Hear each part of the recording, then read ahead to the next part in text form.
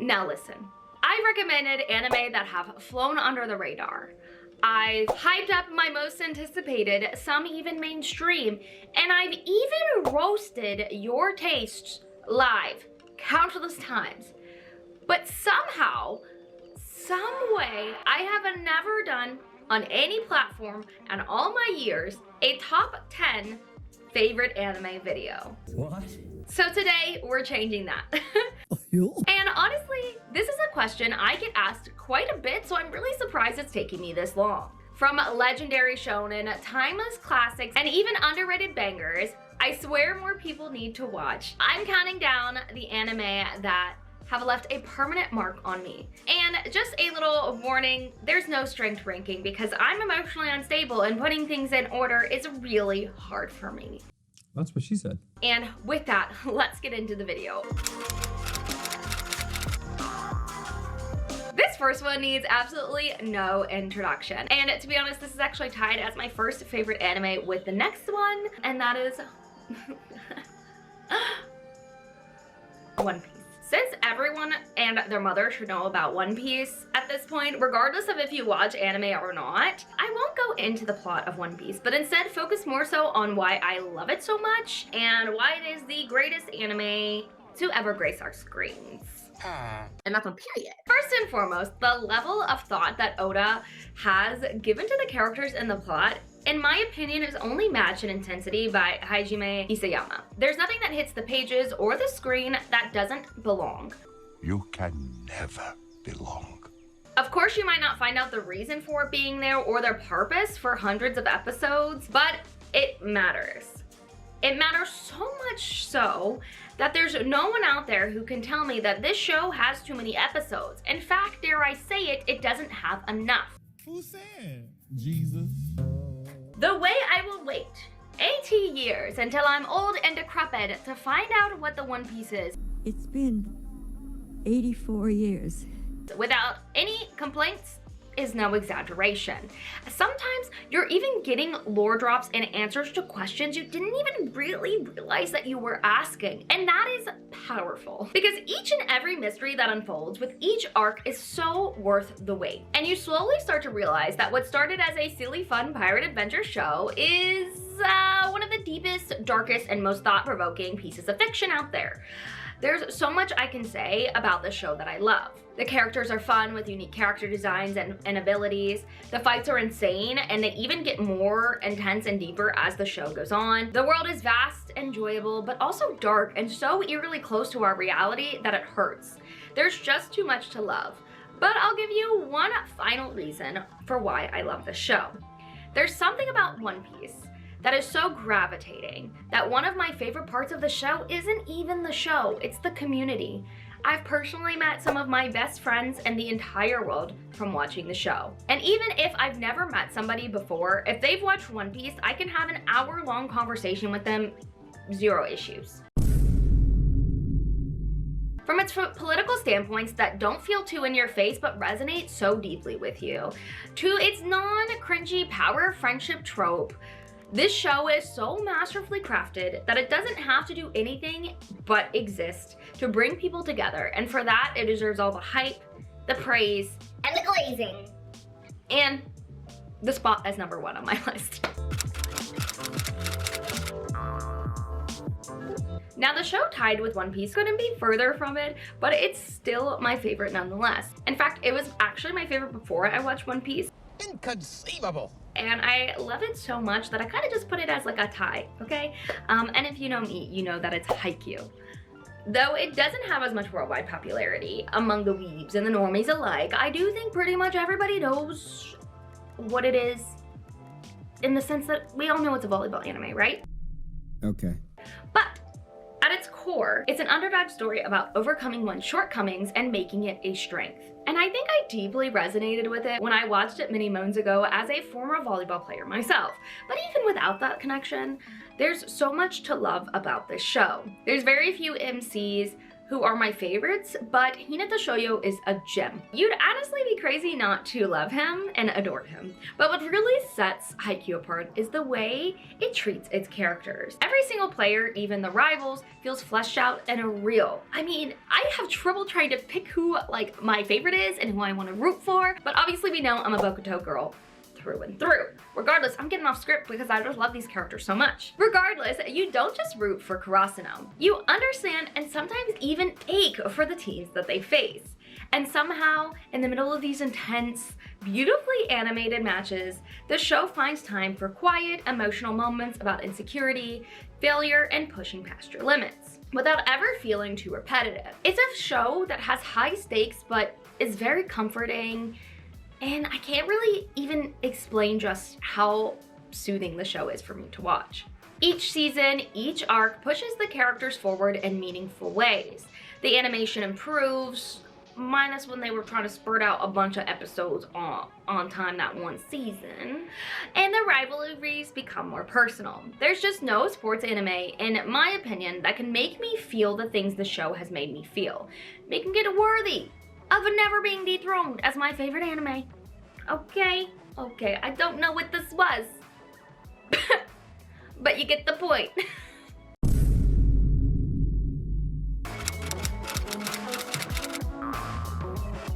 This next one on my list may be a bit controversial, as I've talked about it in a few videos before, and I'm always met with the exact same comment. The manga ending was better. But okay, that's irrelevant. Objection. Relevance? Erase is good, and I love the anime, okay? Regardless of how y'all feel about the ending. For those of you who don't know, as it's never really retained its popularity, Erase is a 2016 sci-fi thriller. It follows a 29-year-old mangaka named Satoru Fujinuma, who has an ability known as Revival, which is able to send his consciousness back in time before an event happens. I don't want to go too deep into it, as this isn't a recommendation video and I've talked about it before, but he sent 18 years in the past to stop the murder of not only his mother, but a bunch of school children. And I can get into many reasons why I love this show.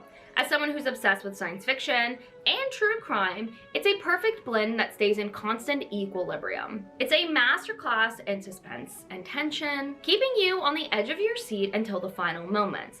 And it has an attention to detail so good that it bleeds into the intro. If you know, you know. The show is so emotionally grounded and personal that you almost forget you're watching an anime. And it does all of this while highlighting the innocence and trauma of youth, making it even more thought-provoking and the stakes even higher. So regardless of how you feel about the ending, there's no way it's moving out of my top 10 anytime soon. Next is an anime I actually discovered quite recently while I was doing an underrated romance video, and it quickly solidified its place in my top 10. Orange, like Erased, with a time travel twist. Now, I should admit, before I get a bit into the plot, this is not a happy anime. Even when the show ends happily for the characters, the show is so deeply layered that you really see the ending for what it is. That when there's a winner, there's a loser. And that's so close to reality, it hurts. No pain. Mild, moderate, severe, very severe. Everyone has to give up something. But back to the plot. The story begins with Naho Takamiya, an ordinary high school girl who receives a mysterious letter from her future self. In it, her older self urges her to prevent the biggest regret she has in her life: the death of a new transfer student named Kakeru Naruse. What makes Orange so emotionally resonant isn't just its sci-fi twist on the romance and coming-of-age genre. It's how genuinely it portrays the struggles of youth, mental health, and guilt. The only thing quite on this level, in my opinion, is probably a silent voice. Kakeru isn't a mystery to be solved. He's a fully realized character battling silent pain, and the show treats his experience with an insane amount of empathy. And it just really hits you hard. The concept of parallel timelines and letters from the future gives not only a sense of uniqueness, but a sense of urgency. But it never overshadows the human core of the story. The relationships, the fears, the longing to say the right thing. That makes two of us. And the overwhelming sense of dread that no matter what you do, you have no idea of if it will fix anything. Whoa, this is heavy. As humans, there's few things we desire more than being able to go back in time and change the things that we regretted most. And this show, it's on that to a completely new level. It's a show that I never thought would mean much to me upon deciding to give it a watch, but one that still resonates with me, and one that I still recommend to anyone looking for a romance that's unlike any other out there. Alright, back to some basic taste, but as I always say on live, basic isn't bad. They're basic for a reason. Fullmetal Alchemist Brotherhood needs absolutely no plot introduction, so I won't even waste my time explaining it. It's one of those rare animes that actually lives up to and oftentimes exceeds the massive praise it gets. The series tackles heavy themes like war, loss, morality, and what it means to be human, but it balances them very well with heart, humor, and some of the most iconic character dynamics in anime. The pacing is nearly perfect, the stakes keep rising without feeling super forced, and the ensemble cast is filled with complex and memorable characters, like the Erlichs themselves, Roy Mustang, Winry, and Scar, and even the villains themselves are more than just one-dimensional characters, more than just one-dimensional threats. It has a power system that's understandable, but also deep, unlike shows that have attempted to replicate its power system's world building and action like, say, JJK, though I love it, okay? You know you don't understand any of it. I don't understand, bitch. Don't understand. Lastly, from episode 1 to the final moments, everything feels intentional.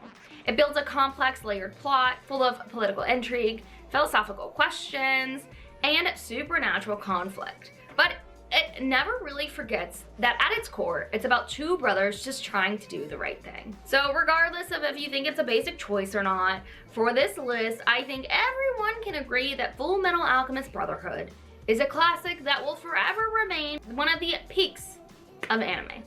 Fuck yeah! Next is another romance anime, but one so vastly different from the last one, it's insane.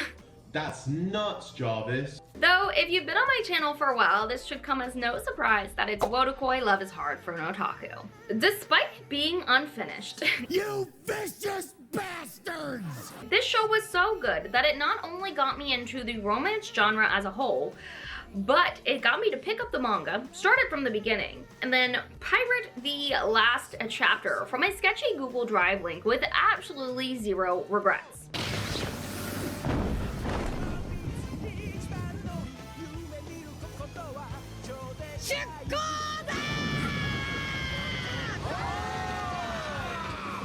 It's the kind of anime that feels like a breath of fresh air, especially if you're a little bit older, a little bit nerdier, and have ever wondered what love might be like for people who bond over things like anime, games, and fandom.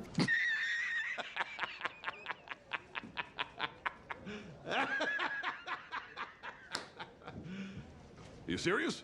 Instead of your typical romance tropes, it follows Narumi, a bubbly office worker who hides her Fujoshi tendencies, and Hirataka, her stoic deadpan coworker and childhood friend who's a hardcore gamer.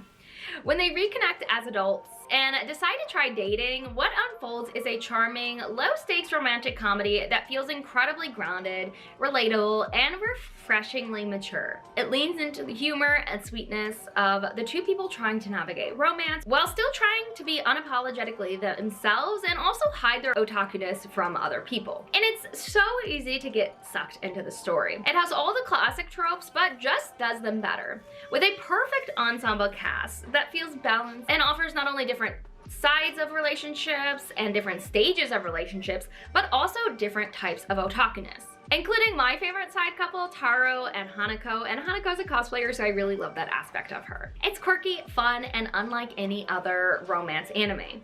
The only romance animes that I think are more unique than this one are the aforementioned Orange and Love is War, which I would definitely give an honorable mention title to. It showed me that romance animes aren't just about high school cliches, love triangles, and misunderstandings. And for that, this will forever be in my top 10, and honestly, my favorite romance anime. Another basic one. Another one. but who freaking cares? It's my list, and it would be criminal not to include Attack on Titan. Another one where no plot explanation is needed. Attack on Titan is one of the most ambitious and genre-defying anime of the last decade. So much so, it's not hard to see why even non-anime watchers are so captivated by the show. I mean, even though it's dark and I typically wouldn't recommend it as a first anime, this is one I constantly go to when people ask me what to watch. This brutal story has an equally brutal main character who, in my opinion, is the peak of anti-heroes. So morally gray and divisive that even AOT watchers have split ourselves as Jaegerists or as a part of the Marley Alliance. But regardless of which side you take, I think we can all agree that AOT is a masterclass in world building, with each new season expanding the scope and scale of the conflict far beyond we could have ever imagined, but in a way that seems almost inevitable. Plot twist after plot twist, it's so detailed it makes you want to rewatch the show and see what you've missed. And let's not forget the amount of times it's broken the internet. And be prepared, I'm about to give a bunch of spoilers of all the times it's broken the internet. From it being discovered that Reiner and Bertolt were the Colossal and the Armored Titan, to Get Up Dad, to Erwin's speech, to the Beast Titan, Levi fight, to Eren Yeager literally breaking the laws of shonen. And so much more. Attack on Titan doesn't just entertain. It forces you to think, to ask big questions about cycles of violence, nationalism, a sacrifice, and whether true freedom is ever really possible. It's gripping, gut-wrenching, unforgettable, heart-pounding, tear-jerking. Its only flaw is how much they milked the final season in order to prolong it and get more awards. Those motherfuckers! But regardless, it should be no surprise that it's found on this top 10 anime list. Next up is a Netflix 2018 remake, and that is Devilman Crybaby. I don't think I've dived too much into the show on my channel, though I could be wrong. But it's one that back in 2019 when I watched it, forced me to take a 2-day break from consuming any and all media because it was so psychologically impactful to me. For those of you who may not be familiar either with this one or the original story, Devilman Crybaby tells the story of Akira Fudo, a sensitive teenager who merges with a powerful demon, becoming Devilman. Together, they fight against demons and the chaos they bring to humanity. And while it honestly starts off really freaking crazy from the get-go, it gets darker and darker. Perhaps I'm sensing a theme on the type of anime I like. You don't say! The setup is just an entry point to something far more profound. A brutal, existential tragedy about identity, morality, and the end of the world. And much like AOT, the ending leaves you full of dread at the cyclical nature of humanity. And in just 10 episodes, it tells a complete, devastating story that lingers. But alas, this isn't for everyone, and it is a little bit more rated R. But I guess this is an anime recommendation video, so I mean, do with that information what you will. I personally really like it. Winding down to another one that is amazing but not quite complete yet. Though unlike Wotakoi, this one will be finished, I'm sure. So you're telling me there's a chance? And that is Vinland Saga. I don't really think it needs an introduction because it's popular and well known, and maybe not in a good way depending on how you feel about season 2. At its core, it's a brutal Viking epic that slowly transforms into a deeply human story about revenge, identity, and what it truly means to live a meaningful life. And I love it.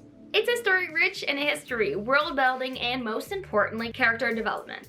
And dare I even say, Vinland Saga is one of the most emotionally mature and thematically rich anime of the last decade. The fight scenes in season 1 are absolutely jaw-dropping, brutal, gory, and intense, and that's effortlessly balanced with the almost tranquility of season 2. But just because there aren't fights, that doesn't mean it's not still dark.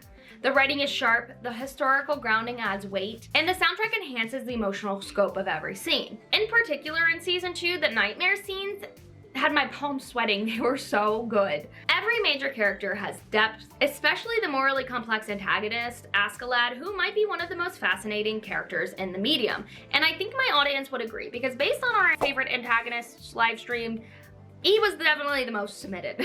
And despite what you might think after watching season 1, Vinland Saga isn't a story about glorifying violence. In fact, the violence is used to really get to the meat of the story, which is questioning violence. It asks what kind of world we want to build, and whether true peace is even possible in a cycle of war and revenge, much like AOT, but in a different lens. It's a rare anime in a sea of copy-paste, surface-level fighting shonen. How dare you? And I love it very much. Next up is one that is so good. I watched the final movie, I kid you not, in 360p as I pirated it. And even through all the pixels, it still got me to sob like a baby. For those of you who don't know, because honestly, I think this one is pretty criminally underrated, Violet Evergarden is a steampunk romance tragedy story set in a beautifully imagined post-war world. It follows Violet, a former child soldier trained to be emotionless and efficient, who now works as an auto memory doll. And this is somebody who writes letters for others, helping them express feelings they can't put into words. But Violet isn't just writing letters for strangers. She got this job in order to help her find the meaning behind her commanding officer's last words. I love you. You fucking dick. And just a disclaimer, okay? This is probably my least favorite part of the story. It does make me feel a little bit icky at times because the age gap is large, but the story is so good, I honestly forget a lot about that until people bring it back up to me. Disgusting! Moving on, I know I've used this word a lot, okay? But this show is a masterclass in emotional storytelling. It treats emotion with reverence. Every episode is a story about connection, whether that be between lovers, family, or friends, and each one brings Violet closer to the answers that she's seeking, and closer to being able to feel. The show doesn't rely on big twists, flashy fights, or action to move you. Instead, it trusts in the quiet moments, but also doesn't ever let you forget the trauma that Violet suffers. It's a painful and emotional ride, but one that feels so complete you really couldn't ask for much more in an anime. And that's why I love it so much, and it will forever be on my top 10. Last but not least is honestly a spot that's pretty flexible to me. This spot could have just as easily gone to some of my underrated favorites like 86, Carol and Tuesday, or Golden Kamui, or some of my more mainstream favorites like Apothecary Diaries, Dungeon Meshi, JoJo's Bizarre Adventure, or Love is War. But I felt that Dororo was what I was feeling as I was scripting it, so that's where we're gonna go with, and honestly it feels very on theme for what has been going on. So I'm just gonna leave it like that. And yes, it is another remake. And yes, it is another underrated one that people might not know about, so I'm gonna go into the plot just a little bit. Dororo is a haunting, beautifully told tale that fuses war, myth, and personal tragedy into one of the most emotionally gripping journeys in anime. Set in a war-torn, demon-plagued feudal Japan, the story follows Hyakimaru, a young man whose body parts were sacrificed to demons by his father in exchange for power, much like Ranking of the Kings, which I also love. And when I say his body parts, I quite literally mean everything. His limbs, his ears, his eyes, and even his skin. And through it all, Hyakimaru somehow survives through sheer will and a little bit of supernatural intervention. As he grows, he begins hunting down the demons who took parts of his bodies, regaining them one by one. Along the way, he's joined by the titular character, Dororo, who's a scrappy orphan with a sharp tongue and a hidden past, and together they navigate a world that's as cruel as it is captivating. It blends high-stakes action with intimate, deeply human storytelling. It shows us that everything comes at a price, either physically, emotionally, or a combination of the two. Dororo isn't just a revenge story or a demon-slaying adventure. It's about what we lose to survive and what we're willing to do to reclaim the things that we've lost. And most importantly, whether we can ever truly return to the people we might have been. It's violent, tender, tragic, and unforgettable in a way that just really sticks with you. And I honestly wish more people talked about it. And there you have it, my top 10 favorite anime for now. So you can all stop asking me that question, okay? But let's be real.